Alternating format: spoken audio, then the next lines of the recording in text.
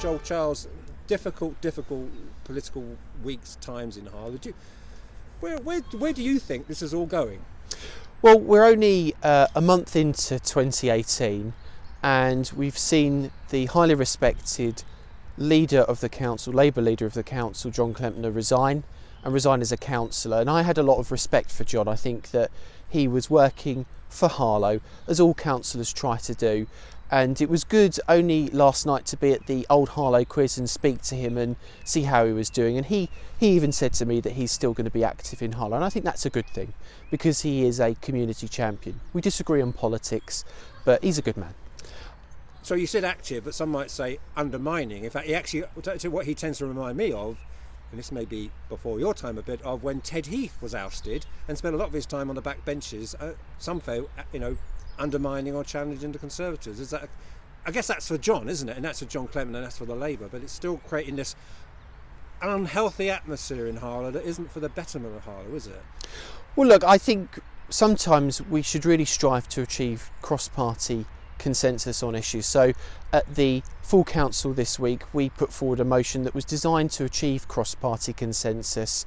We put forward an idea to build more council houses, and unfortunately there was accusations back and forth about the motives of that. What we were trying to say is, look, let's build more council houses. But when you come back to John, I think he's got some legitimate questions to ask the local Labour Party. Something is clearly very wrong in Harlow Labour at the moment. I think they need to sort it out, because what Harlow residents want is someone to actually show clear leadership and get on with the job. And what we need to do as a Conservative administration, as we lead up to local elections in May, is set out our stall, and that's what we aim to do. Because for all the politicking and personalities, what are your concerns that this could impact on the people of Harlow? Well, look, we've seen in the last few weeks where decisions have gone wrong. So the waste contract procurement process, we still don't know when that procurement process is going to kick off. We've not been given the date. We know that residents' waste the contract will end on the 30th of June. Residents need that reassurance, and I expect the council to put out more information than it currently is at the moment. There is an issue over the leadership of the town at the moment. I don't see a clear vision from Harlow Labour, but what we're trying to do as a Conservative opposition is set out an alternative. So we've said, look, there's a vehicle in this town to build more council houses. Affordability of housing is a big issue for residents. We've always believed in freezing council tax and reducing it where possible, because we feel that people have gone through difficult times, and it's important that the council tries to recognise that and actually not put more burden on council taxpayers.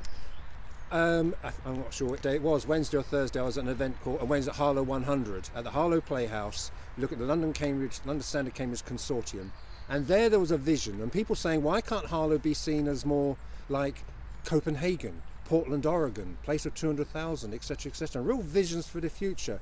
Do you feel you've either, and I thought that's right, you've got to be really high aspirations for all the area, the whole town.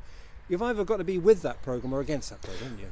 Are you with that programme? Well, Harlow is on the brink of becoming one of the big regional players in the east of England, and we've got to capitalise on the investment that we've already secured. Public Health England, the Enterprise Zone in Old Harlow, but there is more investment out there that we can get.